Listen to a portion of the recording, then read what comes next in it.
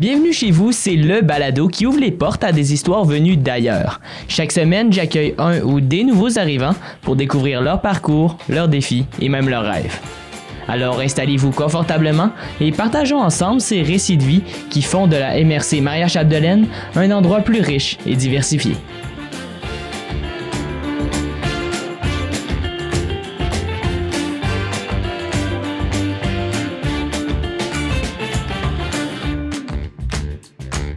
Huitième épisode de cette superbe série de balados. J'espère que vous allez tous très bien. Je le répète toujours, mais comme d'habitude, je vous invite à aller écouter les anciens et les nouveaux épisodes si vous aimez le concept de cette série. Donc, pour ce huitième épisode, j'accueille chaleureusement Elena Madrid. Allô, comment ça va? Ça va bien, merci. Est-ce que tu pourrais m'expliquer un peu ton histoire, pourquoi tu es arrivée en région? Puis ça fait combien de temps que tu es arrivée en région? Je suis, comme plusieurs personnes ont décidé de sortir de la grande ville de Montréal. On cherchait un endroit près de la nature pour se ressourcer puis vivre une vie qui nous ressemblait un petit peu plus avec la père de mes enfants. Fait que là, on est déménagé ici parce que la famille vient de Normandin. OK. Fait que c'était un petit peu... c'est vraiment ça, le noyau. Là, tu sais, on voulait être proche des grands-parents pour les enfants. Puis... en même temps, moi, je faisais comme une démarche un petit peu personnelle à savoir vraiment si je voulais vivre en région ou pas, parce que, tu sais, c'est un grand changement, là, la ville versus vivre en région. J'avoue que j'ai trouvé ça très difficile, et même encore, j'étais encore en adaptation, là, mais d'arriver ici, ça a été comme un retour aux sources pour moi, parce que j'ai été déracinée à l'âge de 8 ans, dans le fond, j'ai été enlevée à ma mère. Fait que quand je suis revenue ici, je voulais me permettre de vivre à mes enfants un enracinement envers leurs valeurs, dans le fond.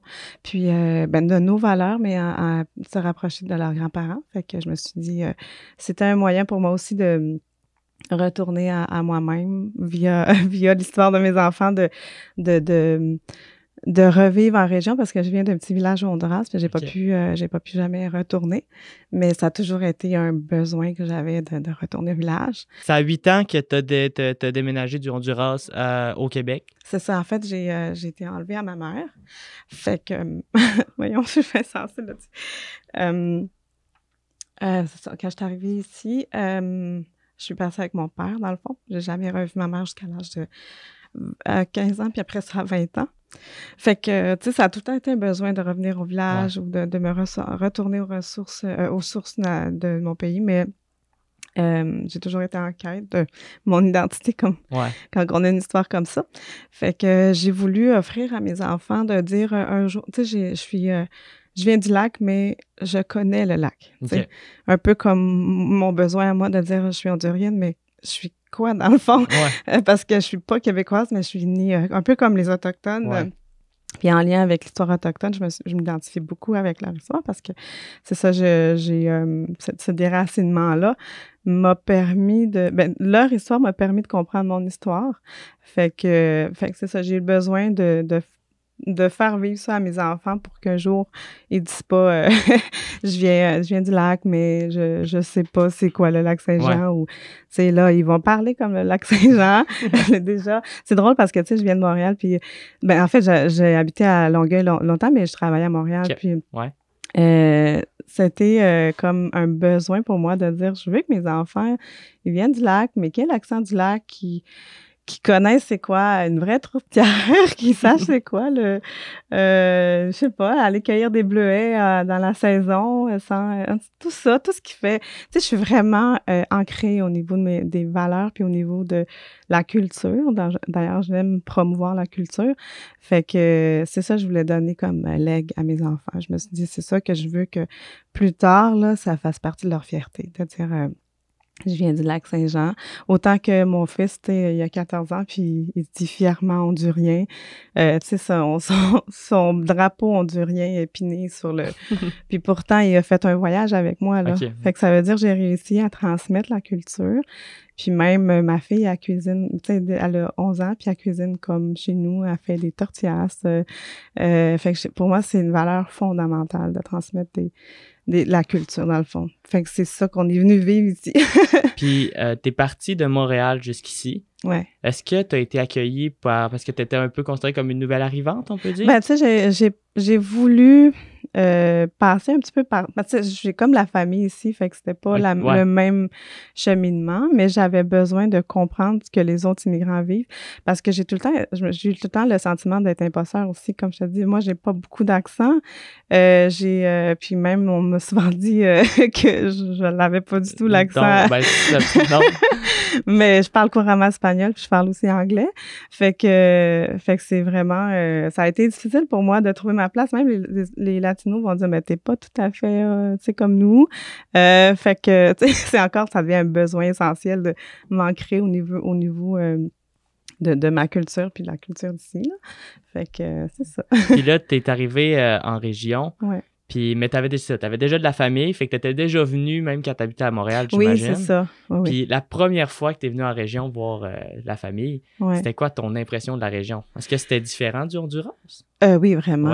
Ouais. Oui. C'est sûr que on est... Mais tu sais, moi, ce que je retrouve mon bonheur ici, le fait d'habiter ici à Dolbeau, il y a plein de gens qui disent « il n'y a rien à faire à Dolbeau ». Moi, je suis très nature, fait que j'aime beaucoup. Je m'étais dit « pourquoi moi, je vais au lac? » Parce que, tu sais, c'est sûr que j'avais été séparée, puis ça a été une décision de consolidation de notre couple, de venir vivre ici.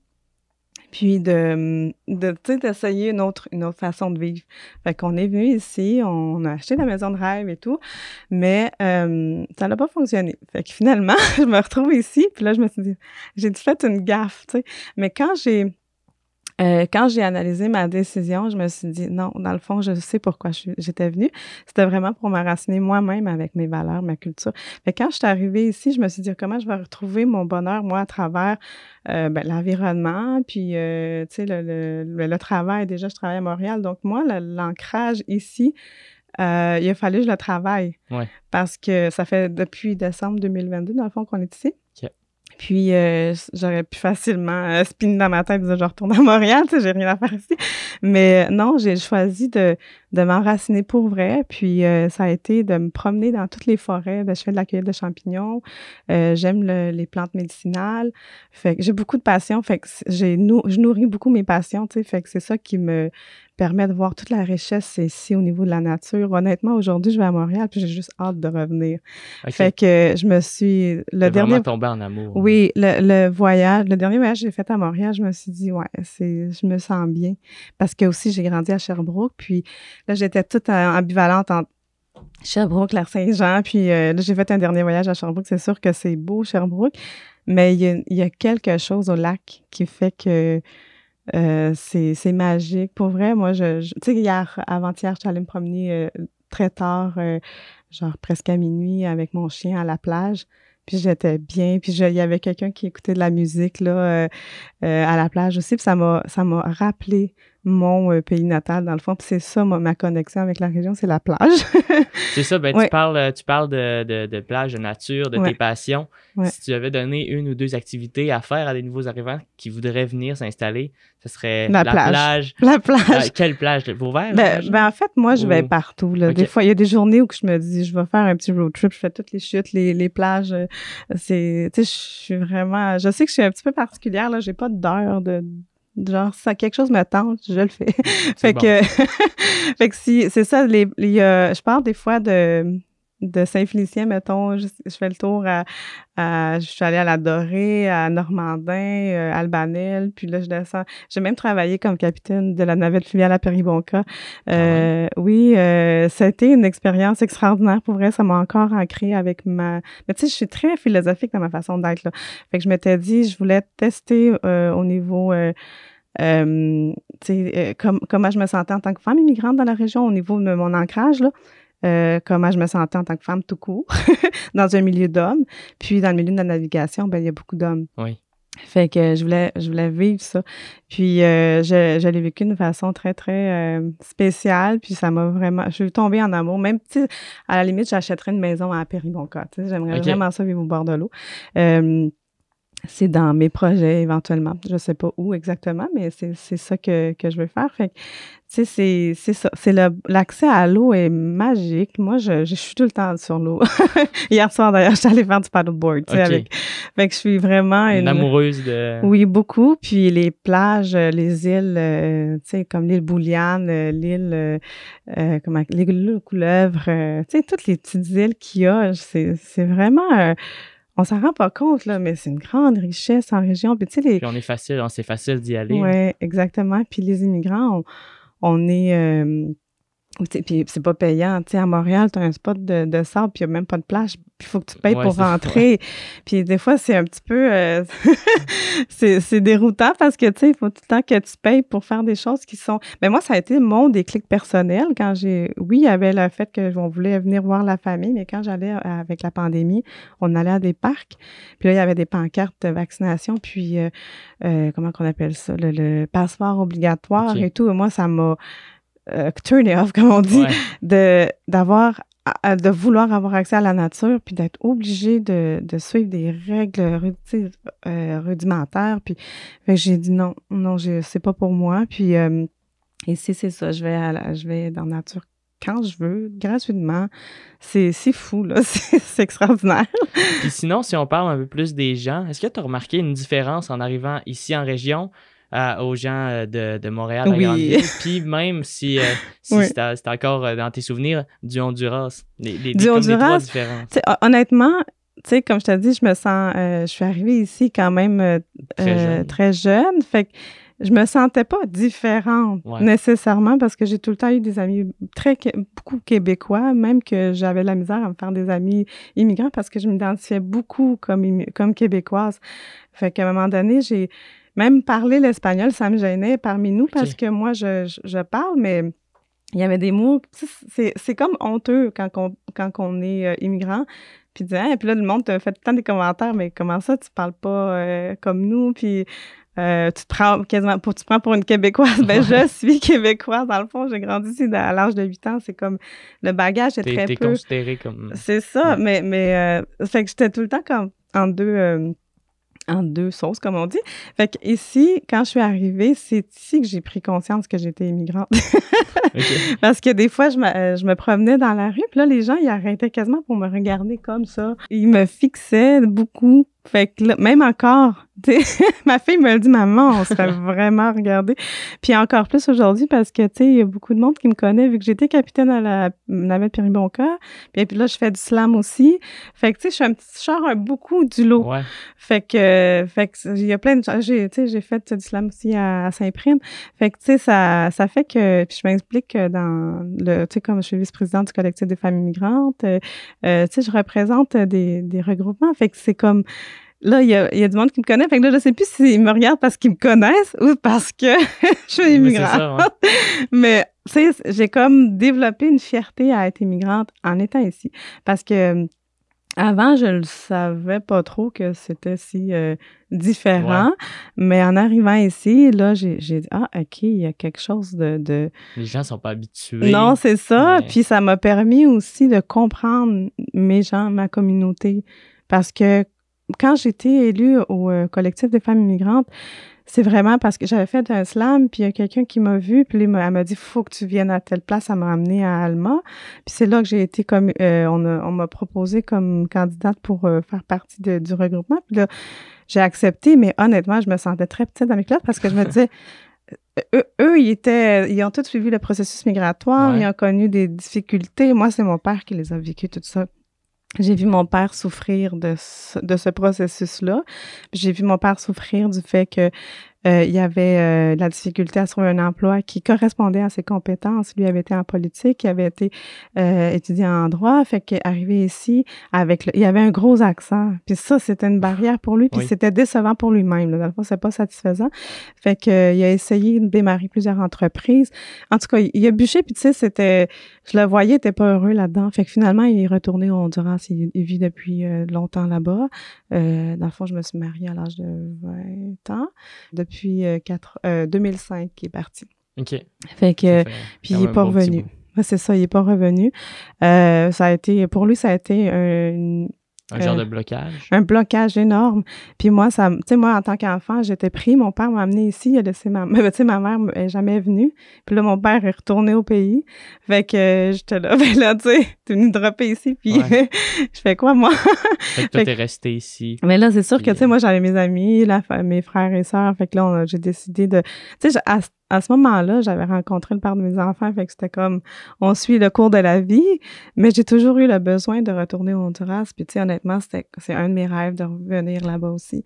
Fait que, mais c'est ça, je vois mon père qui a trouvé son bonheur là-bas, il a fait son entreprise, il est retourné dans ce qu'il connaissait puis qu'est-ce qu'il aimait, mais en même temps, moi, ça m'a laissé un goût amer en me disant, hey, il a pas réussi à s'intégrer, fait que donc, l'immigration, c'est pas fait pour tout le monde. Ouais. Fait que pour moi, aujourd'hui, c'est ça que je fais, dans le fond. J'éveille des consciences au niveau intégration, immigration pour dire, est-ce que tu es en ligne avec toi-même? Parce que je suis consciente que tu peux perdre beaucoup d'années de vie, tu sais, à essayer, à forcer des choses. Oui, vraiment. Puis finalement, tu sais, parce que je vois tous les organismes, tu sais, je suis invitée à quelques réunions d'organismes ou de la MRC et tout ça pour donner mon opinion. Puis je me rends compte que c'est un peu ce qui me distingue, c'est que je me dis, les gens qui viennent ici, soit en région, parce que, tu sais, la région est attrayante pour les immigrants parce que, ben, tu as l'accès facile au logement, il y a plus de travail, puis en plus, tu sais, l'accès à la nature. Oui. On est très communauté, on est très nature, donc la ville ne permet pas ça. Quoi qu'il y a des gens qui se trouvent bien là-dedans, là, mais ceux qui arrivent en région ici, qui sont attirés par ici, c'est ça qui les attire. Sauf que la difficulté, justement, d'être différent ou la fermeture des gens, des commentaires qu'on peut entendre qui sont vraiment... Tu sais, moi, aujourd'hui, ça... Tu sais, je me suis souvent fait dire, mais toi, t'es pas immigrante, tu sais, parce que j'ai pas d'accent. Non, vraiment pas. Fait que des fois, j'ai des confidences un petit peu comme les gens qui sont fâchés envers les immigrants ou que, tu sais, ou une mécompréhension de ce que c'est un immigrant ou un manque de compréhension du processus dans lequel ils sont. Fait que c'est ça que j'aime faire, dans le fond, ici, de permettre aux gens de trouver des ponts puis de se comprendre parce que autant qu'il y a des situations qui viennent à mes oreilles comme, tu sais, que je me rends compte que peut-être la personne est juste pas à sa place, ni ici, dans le fond, mais ni dans le processus migratoire. Fait que c'est vraiment le lien. Ouais. Puis sinon, si on passe dans un tout autre, si on parle un peu plus de toi, est-ce que parce que j'imagine que tu veux rester encore un bon bout de temps en région? Honnêtement, je me vois pas ici toute la vie, là, ça c'est sûr. Mais c'est ce qui rend mes journées encore plus agréables. Parce que, tu sais, quand on prend quelque chose pour acquis, on fait comme, moi, je m'installe dans les pantoufles, ça va être ça pour le reste de ma vie. Moi, je fuis la routine, là, c'est comme, non. Si ça colle trop, Fait que, pour moi, c'est d'en profiter vraiment. Tu sais, chaque jour, je me dis, OK, qu'est-ce que j'ai envie de vivre aujourd'hui? Fait que la région, tu sais, comme je te dis hier soir, avant-hier, là, plutôt, j'étais avec mon chien jusqu'à tard le soir, puis je profite de l'été, puis je trouve ça le fun d'être ici. J'ai fait exprès, d'habitude, je suis toujours partie à Montréal, Sherbrooke ou ailleurs, mais là, j'ai pris la décision cet été d'en profiter de la région, de suivre... tu sais, avant, j'allais beaucoup à des spectacles, mais ici, maintenant, cet été, je me suis dit, non, je vais profiter vraiment simplement de ce qu'il y a ici. De la région. De la région, c'est ça. Puis, tu sais, le lien, tantôt, tu me posais la question par rapport à pourquoi ici plus qu'ailleurs, là. Ici, Dolbeau, la plage me rappelle ma mère, elle habite dans la côte hondurienne, dans le fond, près de la mer. Okay. Ouais. Puis, on était comme à 1 heure de route vers la plage la plus proche. C'était ça, Tella, la ville de Tella. Puis d'ailleurs, j'ai trouvé un ami hondurien ici qui vient du même. C'est vraiment... C'est un adon. Un adon. On est deux. Oui, c'est ça. À Dolbeau. Fait que c'est drôle parce que lui, il vient de Tella, puis moi aussi. Okay. Fait que cette petite ville-là, elle est, tu sais, très, très... Comment je l'aime beaucoup parce que ça me rappelle mon enfance. Dans le fond, ma mère allait travailler en ville, puis je me promenais tout le temps avec elle. Puis, comme cadeau, elle m'amenait manger un suçon ou n'importe quoi de sucré au bord de la plage. Fait que ça me rappelle ça. Puis ici, à Dolbeau, c'est ce que je retrouve. Puis, tu sais, l'ancrage que je parlais par rapport à moi. Tu sais, oui, il y a mes enfants, oui, il y a le père de mes enfants, mais pourquoi moi, j'aime ça être ici? Ben c'est ça, c'est la plage. C'est la nature. Puis c'est ce que ça me rappelle, c'est que j'allais souvent à cette petite plage-là. Fait que je suis toujours rendue à la plage. Fait que si j'y vais, il y a des très grandes chances que je te vois. Oui. Et sinon, ce serait quoi tes projets à court terme ou à long terme, on ne sait pas encore, mais à court terme, est-ce que tu as des petits projets, des activités que tu voudrais faire? Ouais, ben, comme moi, c'est vraiment connaître la faune ici. OK. Oui, connaître les plantes tu sais, comme le thé du labrador, le thé des bois. J'ai tout le temps mes petits sacs de cueillettes, là, parce que j'aime beaucoup les thés. Fait que c'est ça, je vais découvrir d'autres plantes de la région, trouver d'autres façons de les... Parce que je trouve que c'est une richesse, là, tu sais, on s'en rend pas compte, là. Ouais. Mais justement, j'ai des amis à Montréal, je leur ramène d'été, ils sont comme « Wow, merci! » Ben, on a la chance, justement, en région, d'avoir des petites places comme ça, puis même des fruits, des plantes que dans la grande ville, ils n'auront pas. Là. C'est ça, mais on s'en rend pas compte, mais c'est une vraie richesse, là. C'est comme, puis honnêtement, le fait que je suis ici versus Montréal, parce qu'à Montréal, j'allais à l'épicerie, je m'en rendais pas compte, j'avais accès à tout, tu sais. Fait que, puis l'alimentation, tu sais, ici, j'ai découvert ma passion. Mais j'aime beaucoup cuisiner, mais encore plus mes mets traditionnels. C'est comme, là, je chuchote vraiment tu sais, on a des amis, mettons, j'ai des amis mexicains qui me font de la salsa matcha. Fait que, tu sais, chacun de mes amis, là, on se partage des recettes, des choses très typiques de chez nous. Comme chez nous, on mange le tamal, qui est comme la feuille de plantain avec la farine de maïs puis de la viande dedans. Puis, fait que c'est très traditionnel à chaque Noël. C'est comme pour vous la tourtière, nous autres, c'est le tamal. Okay. Fait que le tamal, qu'on dit. Donc, nous, on cuisine ça, mais moi, je voulais en faire la première année. Je suis arrivée ici, c'était comme, vite, mes tamales. Puis là, je me suis rendu compte que il y avait c'est dur de se procurer les ingrédients. Oui. Fait que là, j'étais allée au marché d'ici d'ailleurs, puis il n'y avait plus de feuilles de plantain. Puis j'étais vraiment triste. Pour vrai, c'était comme... Là, je venais de quitter Montréal, j'avais besoin de me retrouver. Puis là, je vais au moins faire cuisiner, tu sais, ma nourriture. Puis j'ai rien trouvé. Fait que là, je me suis dit, merde, tu sais. Fait que là, j'ai contacté une amie, puis là, j'ai dit, qu'est-ce que tu penses de ça, toi, qu'on a de la misère à avoir des produits locaux de chez nous? Puis là, elle me dit, on a eu une idée de créer une communauté de partage d'informations.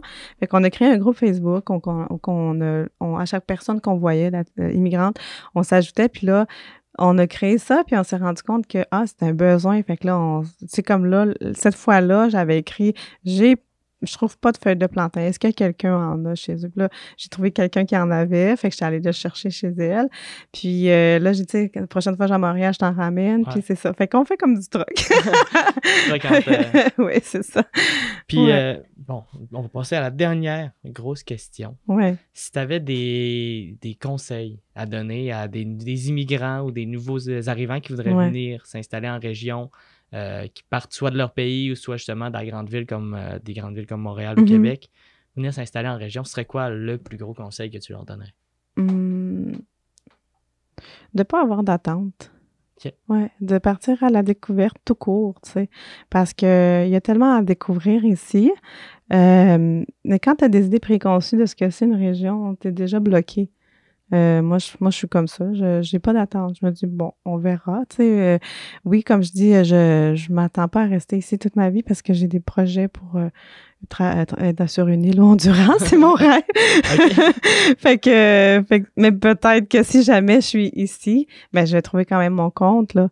Ben, tu sais, c'est les gens aussi qui font la place. Puis, tantôt, oui, il y a les gens que je disais qui nous regardent puis qu'on a peur là, du jugement, mais en même temps, il y a aussi des gens très, très chaleureux là, qui sont généreux, comme ça se peut pas, pour pas nommer la mairesse de Saint-Prime, qui est mon amie, mais tu sais, il y a des gens au grand cœur, j'en ai plein autour de moi, là, fait que, puis on est plusieurs exilés quasiment de Montréal, fait que, tu sais, je trouve qu'il y a une grande richesse aussi qui s'installe dans la région. avec tu sais, les gens qui ont peur de se retrouver avec le blocage, de se faire juger. Mais il y a aussi des gens qui amènent des nouvelles idées, des gens de Montréal ou de d'autres régions qui viennent s'installer ici. Puis ça fait une belle...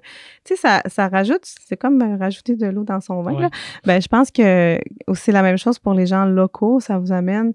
la nouveauté, ça amène d'autres points de vue, ça amène un certain besoin d'ouverture. Fait que, tu sais, c'est de la richesse, dans le fond, là, qu'on vit. Là. Fait vraiment de ne pas se faire d'attendre, de venir, puis d'essayer. Mais oui, puis tu sais, le pire qui peut arriver, c'est que tu n'aimes pas ça. C'est ça. Puis que tu le sauras pour le reste de ta vie. C'est ça. Ben, merci beaucoup, Elena.